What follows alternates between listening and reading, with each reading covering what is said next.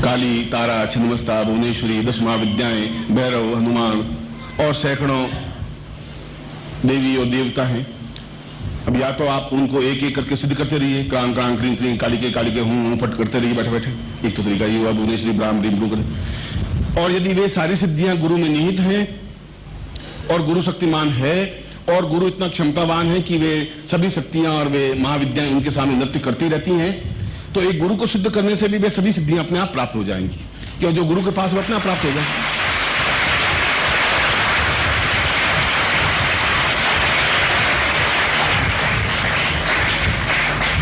दोनों स्थितियां हैं, वो आपको निर्णय करना है कि आपको क्या और कैसे करना चाहिए। केवल काली साधना करनी है, केवल भुवनेश्वरी साधना करनी है, केवल। मगर मैंने उस दिन भी एक दोहा की एक लाइन पढ़ी थी कि जो तू सेवे मूल को फूले फले अगाए। अगर तुम पत्तों को सींचो, डालियों को सींचो, उनके ऊपर पानी छिड़को और उन पत्तों के ऊपर खाद रखो तो पेड़ हरा भरा नहीं होगा। इसकी अपेक्षा सीधा उसके मूल में ही पानी डालें और खाद डालें तो शायद पूरा पेड़ हरा भरा होगा, फूल भी लगेंगे, फल भी लगेंगे। समझने की थोड़ी सी आवश्यकता है। ऐसा कह करके मैं ऐसा नहीं करूंगा तुम ये सब साधना मत करो, वो साधनाएं जरूरी है जीवन में, मगर यदि गुरु के पास ज्ञान और चिंतन है तो वो आप में से स्वतः प्राप्त होगा ही। प्राप्त तब होगा जब आप गुरु से इन्वॉल्व होंगे। एक लड़का, इसका मेरे से कोई संबंध नहीं है, ये लड़का अलीलाल है, सीधा है, मैं भी अपनी जगह बैठा हूं, कोई इसका मेरा संबंध नहीं है। संबंध नहीं है तो कुछ मतलब भी नहीं है। मगर कल ये लड़का मेरी गोद आता है या मैं दत्तक पुत्र बनता है, एक उदाहरण देकर समझा रहा हूं, तो स्वाभाविक है कि मेरी जो संपत्ति है 100 रुपए या 500 रुपए है, उसमें चौथा हिस्सा इसको मिल जाएगा। एक फॉर्मेलिटी बनी, उनके मेरे बीच में संपर्क बना, एक फॉर्मेलिटी बनी कि ये मेरा दत्तक पुत्र बना और आइंदा से ये मुझे पिता कहेगा और मैं इसको दत्तक पुत्र कहूंगा। ये फॉर्मेलिटी बनी, इसलिए मेरी संपत्ति का अधिकारी बना। साधना का अधिकारी भी आप तब बनेंगे, साधना मेरे पास है, आप ले नहीं सकते जब आप एक फॉर्मेलिटी में, एक पूरे दीक्षा संस्कार के साथ में आप पूरी तरह से मुझे जुड़ जाएंगे। और जुड़ जाएंगे का मतलब है कि मैं दुखी हूं तो फिर आप दुखी हैं, मुझे नींद नहीं आ रही फिर आपको नींद आनी नहीं चाहिए, मैं खुश हूं तो फिर आप खुश हैं, मेरी प्रसन्नता में आपकी प्रसन्नता है, मेरी तकलीफ में आपकी तकलीफ है। इतना अधिक जुड़ जाएंगे। राजस्थानी में एक गीत है और उस गीत का भाव यह है कि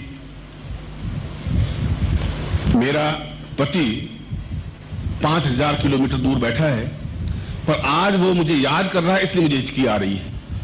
मुझे हिचकी इसलिए आ रही है, एकदम उबका इसलिए आ रही है कि वो शायद मुझे याद कर रहा है।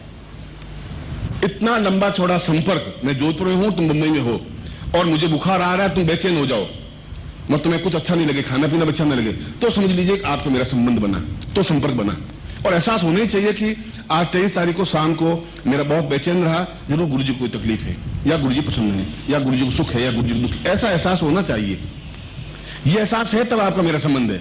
शब्दों से आप गुरुदेव की जय हो, गुरुदेव की जय हो, गुरुदेव की जय हो और 5000 बार गुरुदेव की जय कर दो आप और मैं करूं अच्छा आशीर्वाद, तुम सुखी रहो। उसकी अपेक्षा यह साधना है जो मैं बता रहा हूं, यह साधना है। इस साधना में कोई लंबा चौड़ा गुरु मंत्र जाप करने की लंबी चौड़ी बात नहीं, एक इन्वॉल्वमेंट है।